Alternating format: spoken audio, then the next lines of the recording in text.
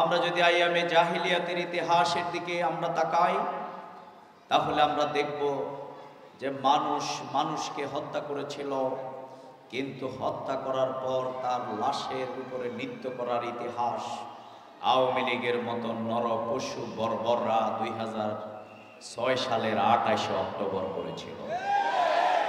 আমরা যদি ওই আমার প্রিয় ভাই যিনি বিদেশ থেকে আন্দোলন দেখে ওই পিতা ছুটে এসেছিলেন, সন্তানের সাথে গিয়ে রাজপথে পানি বিতরণ করেছিলেন, তার সন্তানদেরকে খাবার দিয়েছিলেন, কিন্তু পুলিশের গুলিতে বাবা যখন নিহত হয়েছিল আর সন্তান তার বাবার লাশ নিয়ে যখন একটি গাড়িতে করে আন্দোলন চলাকালীন সময়ে দাফন করার জন্য নিয়ে যাচ্ছিল, পুলিশ সেই গাড়িটিকে থামিয়ে শুনেছে যে এই ব্যক্তি রাজপথে আন্দোলনে নিহত হয়েছে আর সন্তানটিকেও সাথে সাথে গুলি করে হত্যা করেছে।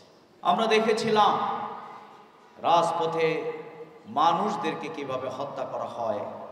ক্ষমতার জন্যেই এই ফ্যাসিবাদ সেই ইতিহাস কায়েম করেছিল।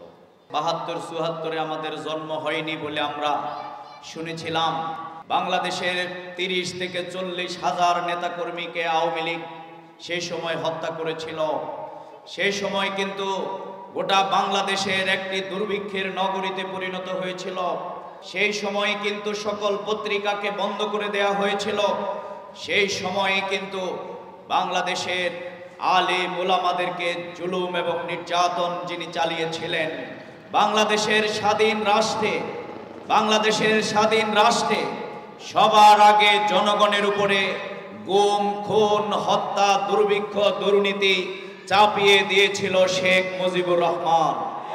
আর তিনি বলেছিলেন আমি চোরের খনি পেয়েছি, আর সেই চোরের খনিকে ডাকাতের খনিতে রূপান্তরিত করেছিলেন তার মেয়ে খুনি শেখ হাসিনা।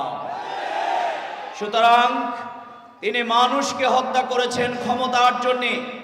বাংলাদেশের আলেম ওলামা, বাংলাদেশের 57 জন সেনাবাহিনীর নৌজওয়ানকে গুলি করে শহীদ করা হয়েছিল। শাপলা চত্বরে হাজার হাজার আলেম ওলামাকে হত্যা করা হয়েছিল। বাংলাদেশের দুর্নীতিমুক্ত করবার জন্যে যারা সংগ্রাম করেছিলেন, মন্ত্রিত্ব পরিচালনা করেছিলেন, আমাদের শহীদ সেই প্রিয় নেতা আলী হাসান মোহাম্মদ মুজাহিদ, শহীদ মাওলানা মতিউর রহমান নিজামী, অধ্যাপক গোলাম আজম, কামরুজ্জামান, মীর কাসেম আলী, তাদেরকে অত্যন্ত নির্মমভাবে তারা হত্যা করেছিল। কিন্তু সর্বশেষ এই আন্দোলনের জুলুম তারা বন্ধ করে নাই। আন্দোলন চলাকালীন সময়ে তারা বাংলাদেশ জামাত ইসলামী এবং এদেশের যুব সমাজের প্রিয় সংগঠন বাংলাদেশ ইসলামী ছাত্র শিবিরকে শেখ হাসিনা নিষিদ্ধ করেছে। আর বাংলাদেশের মানুষ তখন তাকে লাল কার্ড দেখিয়ে বাংলাদেশ থেকে বিতাড়িত করে মামার বাড়িতে পাঠিয়ে দিয়েছে। সুতরাং শুনে রাখুন, এদেশের ইসলামের শিকড় অনেক গভীরে প্রথিত। এদেশের আলেম ওলামারা সম্মানের পাত্র। এদেশের আলেম ওলামাদের এখনো কথায় বাংলাদেশের নিরীহ মানুষেরা, বাংলাদেশের যতটুকু সততা, তাহজিব, তামাদ্দুন এখনো যতটুকু আছে, এই দেশের আলেম ওলামা, মসজিদ, মাদ্রাসার কারণে আর বাংলাদেশ জামাত ইসলামী একটি ইনসাফ ভিত্তিক সমাজ বিনির্মাণের জন্য সেই প্রচেষ্টা চালিয়ে যাচ্ছে। এই সমাজকে যদি দুর্নীতি মুক্ত করতে হয়, শোষণ মুক্ত করতে হয়, চাঁদাবাজি মুক্ত সমাজ গড়তে হয়, যুব সমাজকে যদি নৈতিক চেতনায় ইউসুফ আলাইহিস সালামের মতো যুবক হিসাবে তৈরি করতে হয়, ইমানের দিক থেকে ইব্রাহিম আলাইহিস সালামের অনুসারী যদি পেতে হয়, তাহলে আবার এই সমাজকে আল্লাহর কোরআনের আলোকে আমাদের প্রিয় নবী, unparalleled personality of the world Muhammad রাসূলুল্লাহ সাল্লাল্লাহু আলাইহি সাল্লামের আদর্শ ছাড়া কখনো ইনসাফ ভিত্তিক সমাজ প্রতিষ্ঠা সম্ভব নয়। এই জন্যই দুর্নীতিমুক্ত বাংলাদেশ গড়বার স্লোগান যত দেয়া সহজ, আজকে দুর্নীতিমুক্ত মানুষ তৈরি করছে বাংলাদেশ জামাত ইসলামী এবং ইসলামী ছাত্র শিবির।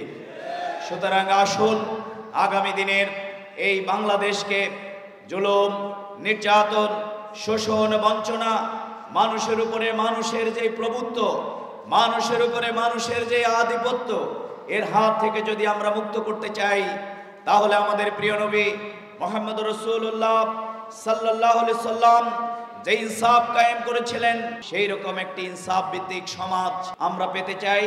তাহলে পরিবারতন্ত্র, জুলুমতন্ত্র, মাফিয়াতন্ত্র এবং খুনিতন্ত্রের হাত থেকে বাংলাদেশকে রক্ষা করে আল্লাহর কোরআনের আইনের ভিত্তিতে, রাসূলের আদর্শের ভিত্তিতে আজকে যদি সমাজ পরিচালিত হয়, সেই রকম একটি ইনসাফ ভিত্তিক সমাজ প্রতিষ্ঠা করা সম্ভব।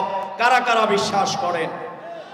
আজকে সেই পরিকল্পনা নারীদের জন্যে, শ্রমিকদের জন্যে, যুবকদের জন্যে, তরুণদের জন্যে, ছাত্রদের জন্যে, সিনিয়র সিটিজেনদের জন্যে আজকে বাংলাদেশ জামাত ইসলামী সেই মানবিক, নৈতিক, উন্নত সমাজের পরিকল্পনা নিয়ে সামনের দিকে অগ্রসর হচ্ছে।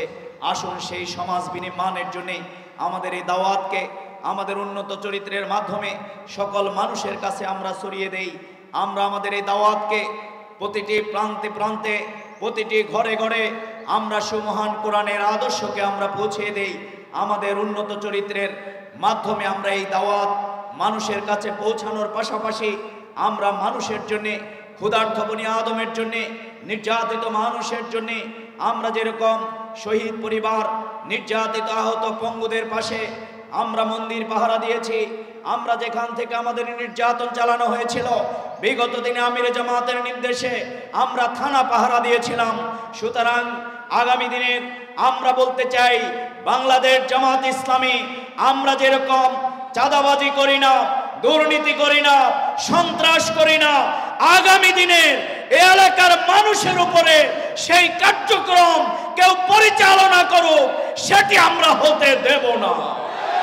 এই জন্যেই আমাদের অন্যায়ের বিরুদ্ধে এক সাগর রক্ত পাড়ি দেয়া, সেই পাওয়া গণবিপ্লবের মাধ্যমে এই বাংলাদেশে ইনসাফ ভিত্তিক সমাজ প্রতিষ্ঠার জন্যে কাঁধে কাঁধ মিলিয়ে এগিয়ে যাওয়ার শপথ নেয়ার জন্যে আমি সকল কর্মীদেরকে আহ্বান জানিয়ে আমার কথা এখানে শেষ করছি।